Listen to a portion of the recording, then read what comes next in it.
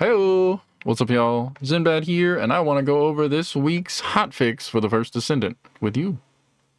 So first off, we got public invasion operations now. You can do them with friends. You can do them with randoms. The Bunny Cave got nerfed. So they added an extra, like, twice the length of the cave on the backside, whereas it ended at this platform before. Now it goes further back, and there's a sniper that spawns on a pillar in the back. This kills AFK bunny farming and macro farming here. If you did that, which if you did, shame on you. But it doesn't really matter to me very much because the bunny cave was not peak XP for a while now. There's been better options, so... But if you liked to mindlessly sit at the bunny cave and level things, you're gonna be sad, probably. They adjusted traps in a few dungeons. Unknown Lab, Caligo Ossuary, Asylum Biolab, Haven, and Old Mystery. Descendant-wise, we got some decent changes. So, Eugen's Hyperactive Healing Ground skill now heals HP after granting Purification rather than before. Reyna got her big rework. Kyle and Esimo also got some hefty adjustments. I haven't played Kyle or Esimo yet, so I can't really speak on how impactful these are going to be. I'm leaving the patch notes link in the description if you want to go look over these yourself if you happen to play Kyle or Esimo, but I'm not going to have much input on them right now. I will say they adjusted the animations for all of Esimo's skills, so now he should be a little bit smoother to play, but beyond that, I don't really have any input on these two boys. For Freyna, however, I do have some input. So they adjusted Room Zero Trauma so it does not inflict poison anymore. It inflicts Room Zero Trauma as its own damaging effect, which will help it in fighting any Toxic Colossus, right? Now, each one of Freyna's abilities inflicts its own damage status instead of poison. So, Contagion Links triggers Room Zero Trauma, has a chance to spawn a Toxic Puddle on the place where the enemy was killed. Enemies receive damage and get inflicted with Room Zero Trauma upon contact with the Toxic Puddle. The damage of Room Zero Trauma has been increased and has been adjusted to apply the Toxic Reaction instead of Poison, and the Toxic Reaction effect deals more damage compared to the previous Poison effect and can be applied simultaneously with Panic, Despair, Decay, and Nightmare effects. Those are tied to her 1, 2, 3, and 4 abilities respectively, so you can have 5 different types of damaging effect on an enemy at the same time now. For Venom Trauma, they increased the damage of Room Zero Trauma, and it inflicts Panic rather than Poison. They increased the damage of Room Zero Trauma for everything but her 4, and it inflicts its own special damage effect now. They increased the damage of the projectile with Venom Trauma, they increased the duration and range of Toxic Puddle, and added continuous damage.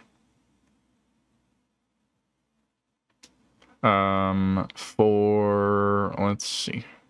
For her 4, they increased the damage of the unique weapon and dropped the damage of Room Zero Trauma. So now you're getting more damage from the actual shots of the weapon and less proc damage from the damage status effect, which is now Nightmare instead of just Poison. The Nightmare effect deals less damage than Poison did previously and can be inflicted together with Toxic Reaction, Panic, Despair, and Decay. For Contagion, defeating an enemy now inflicts Room Zero Trauma instead of Poison. This change is applied together with other changes made to skills with this patch. Increase the number of Toxic Puddles spawning from Contagion Links. The Room Zero Trauma caused by skills with the Contagion module does not inflict Toxic Reaction, Panic, Despair, Decay, or Nightmare. So you're only getting the Room Zero Trauma damage and the Toxic Puddle damage. You're not getting any of the other damaging effects that are now associated with the 4 skills.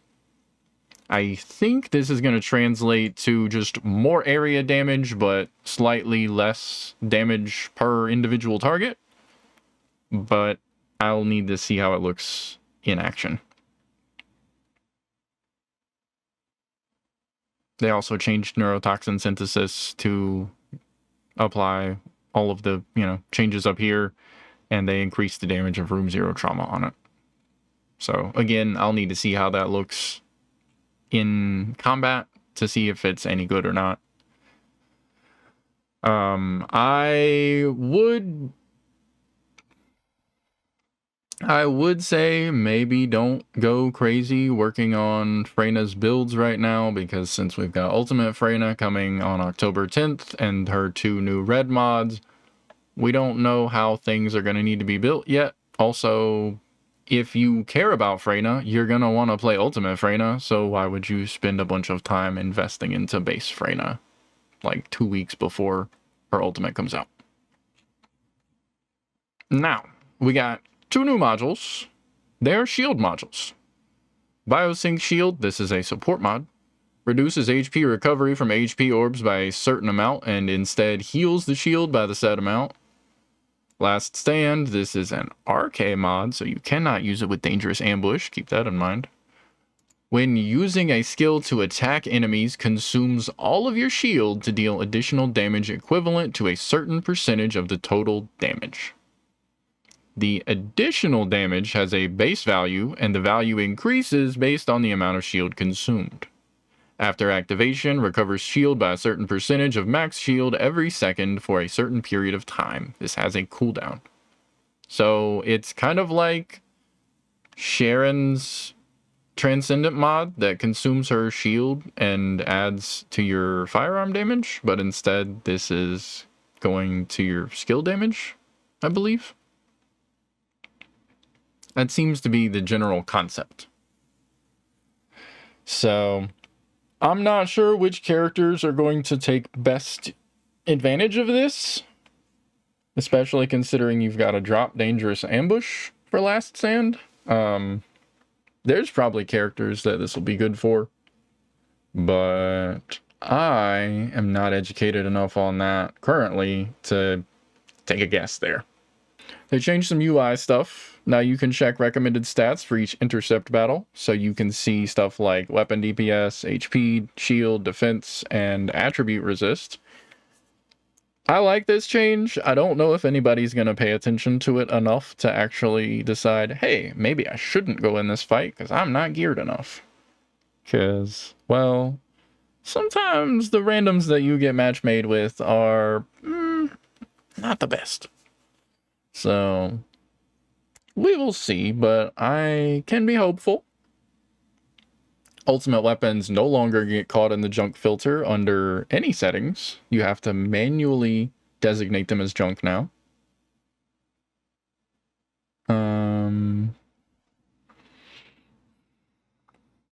We now have automatic sprint. Thank you, Nexon. I've been wanting this for a while now.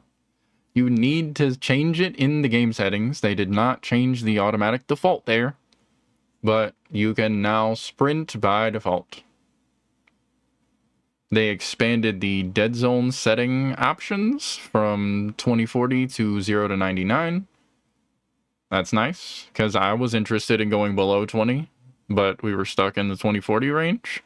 Now we've got full range, so that's cool.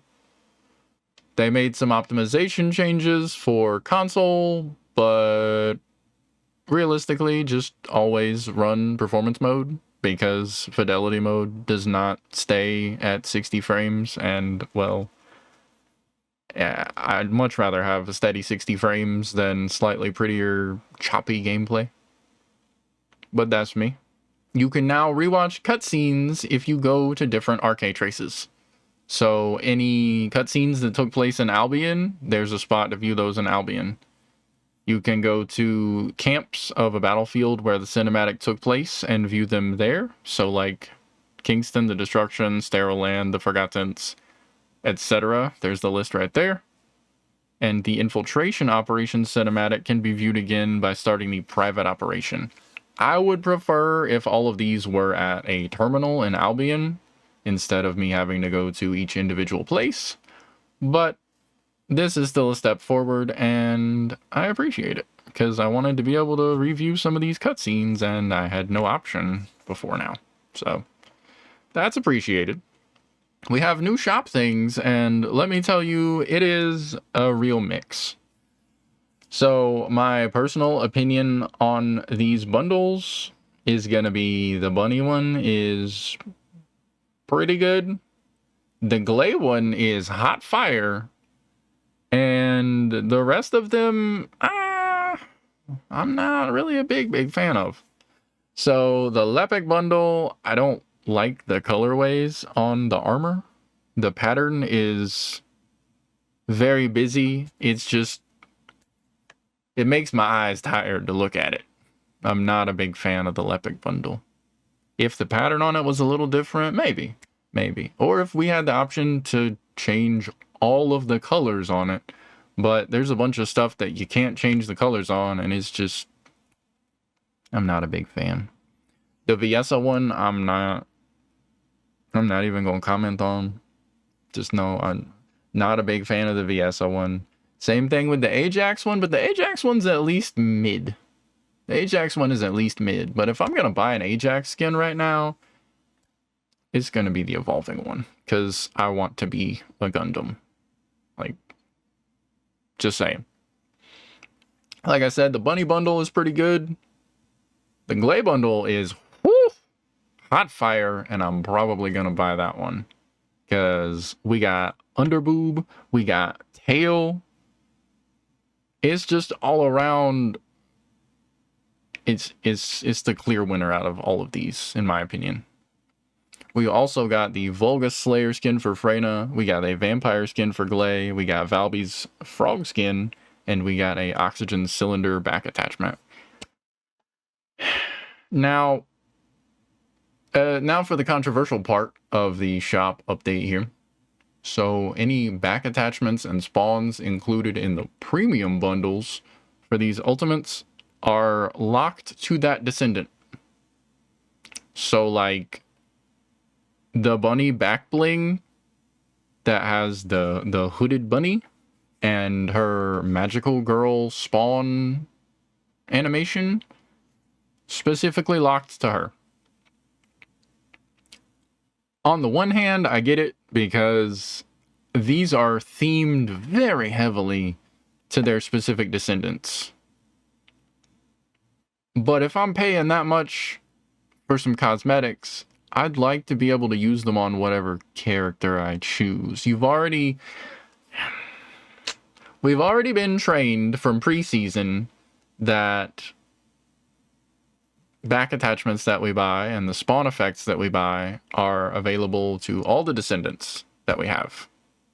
The skins are obviously locked. I mean, I wouldn't be ridiculous and be like, oh, I want to use my ultimate Lepic skin on my Viesa. But like things like a back attachment and a spawn animation, I get that they're heavily themed around the descendants. It makes sense from that angle, but I don't like these cosmetics being locked to these descendants. I am not a big fan of that. Personal opinion. We got some bug fixes here. They fixed an issue where you cannot acquire a mission object when monsters die before exiting the dimensional gate. So if you killed them too quickly, sometimes you couldn't get your mission item. So that's a good fix. These Descendant bug fixes, I didn't really notice too much. But these are good. As for the bottom one here, this one's probably the most impactful, I think. Fixed an issue where the shield recovery modifier did not affect certain Descendant skills with a shield recovery effect. So Enzo, Eugen, Ajax, and Kyle's shield recovery skills are now properly affected by that stat.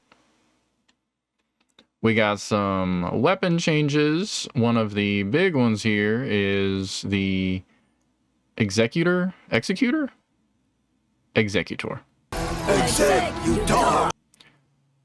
Exaltation effect no longer activates when attacking enemies that are immune to the effect or hitting environmental objects in intercept battles. So you can't just, you know, build up your stacks whenever you're attacking immune stuff, which is, I mean, it was a bug. That's fine. Solar Halo from Wave of Light was remaining when changing weapons, and the Lethal Finish module now properly applies cooldown when attacking an enemy with the Guardian Lance of Kingsguard Lance.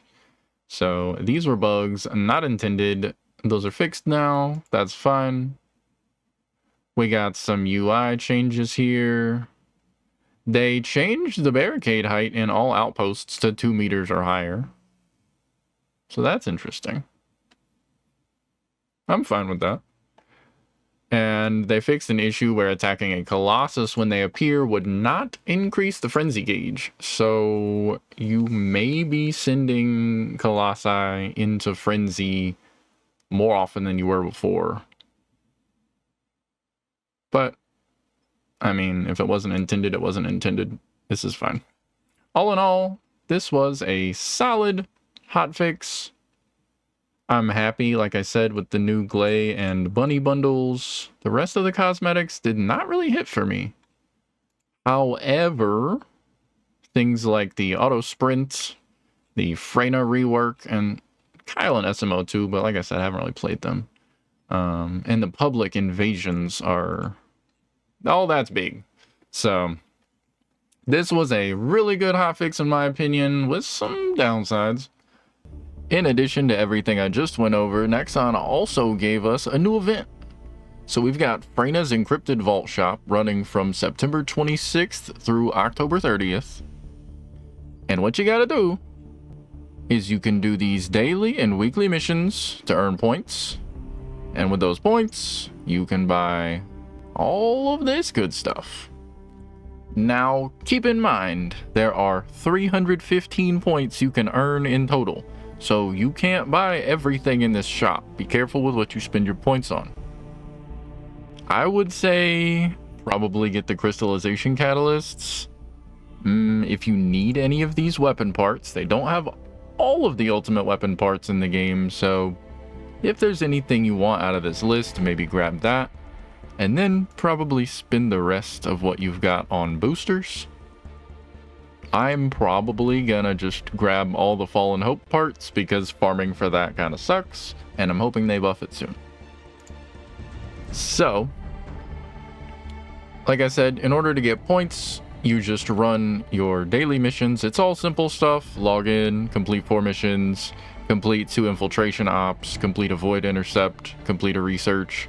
Those are the same every day.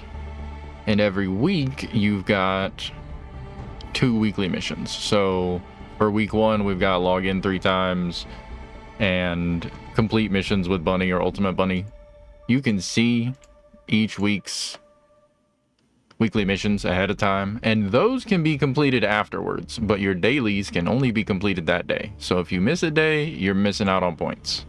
Make sure you log in, get your points, so you can get whatever you want out of this list. It's free goodies. Just go do it.